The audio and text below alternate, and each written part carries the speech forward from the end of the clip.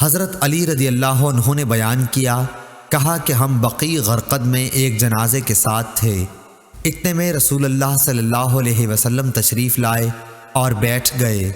ہم بھی آپ کے ارد گرد بیٹھ گئے۔ آپ کے پاس ایک چھڑی تھی جس سے آپ زمین کریدنے لگے۔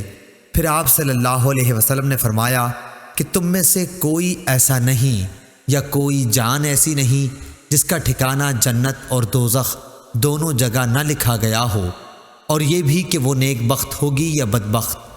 اس پر ایک صحابی نے عرض کیا، یا رسول اللہ صلی اللہ علیہ وسلم، پھر کیوں نہ ہم اپنی تقدیر پر بھروسہ کر لیں اور عمل چھوڑ دیں، کیونکہ جس کا نام نیک دفتر میں لکھا ہے وہ ضرور نیک کام کی طرف رجوع ہوگا، اور جس کا نام بدبختوں میں لکھا ہے وہ ضرور بدی کی طرف جائے گا۔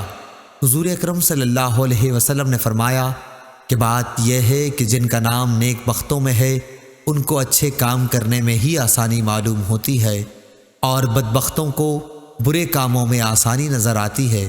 پھر آپ صلی اللہ علیہ وسلم نے اس آیت کی تلاوت کی، فَأَمَّا مَنْ أَعْطَىٰ وَاتَّقَىٰ۔ صحیح بخاری حدیث نمبر 1362۔